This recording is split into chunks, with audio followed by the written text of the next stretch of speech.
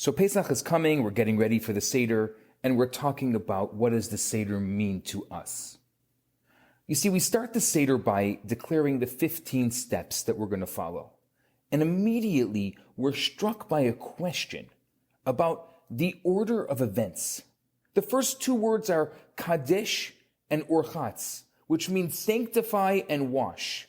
This is, of course, referring to making the kiddush and then washing the hands. But if the order is significant, it seems here to be in reverse.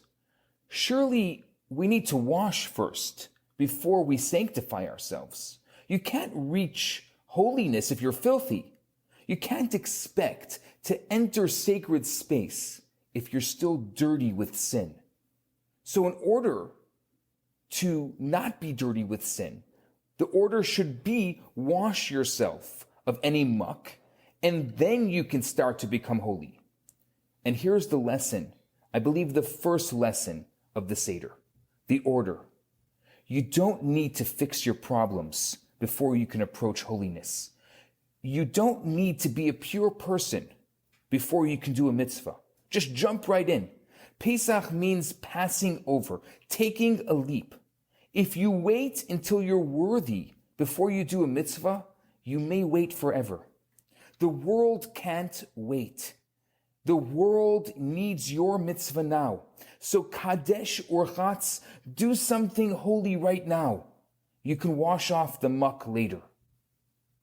The holy Hasidic prankster, Rabbi Naphtali of Rupshitz, had an interesting custom.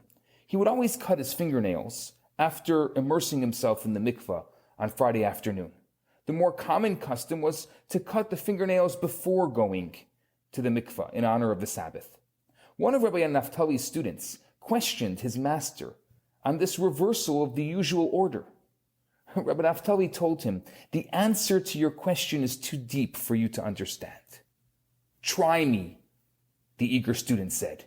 No, it's a mystical secret that I can't share with you. Please, Rebbe, I truly desire to learn the secret. Well, said Rabbi Naphtali, if you really want to be worthy of knowing the secret, you need to fast for 40 days and then come back to me. Now, by now, the student was so curious. He took upon himself 40 days of fasting. The whole time he wondered, what could be the secret of cutting the fingernails after going to the mikvah instead of before? What is the mystery that lies behind this holy practice?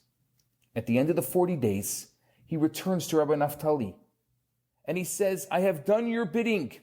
I have fasted 40 days. Now please reveal to me the hidden meaning of the cutting of the nails after immersing. Rabbi Naphtali beckons his student into a private study. He sits him down, he closes his eyes, and he says, the reason for cutting nails after the mikveh is that they're so much softer and easier to cut. The student's eyes lit up. He knew his master.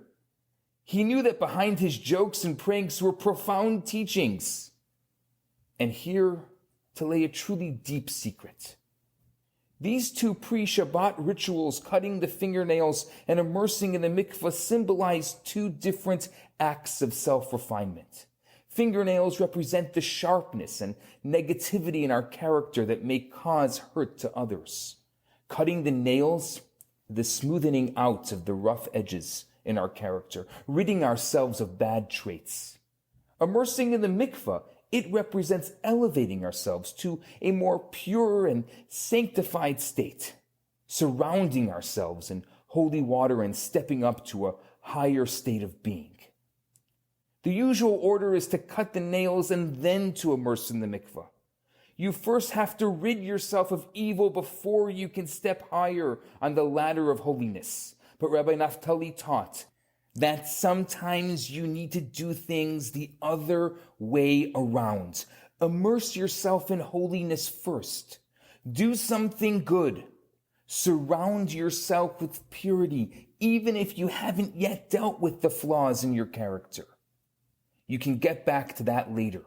And your job will be easier, because once you have tasted holiness, you won't want to be bad anymore. The mikvah softens your nails to make them easier to cut. I think that many of us think, maybe I'm not holy enough to sit at a Seder. And that's my thought for today.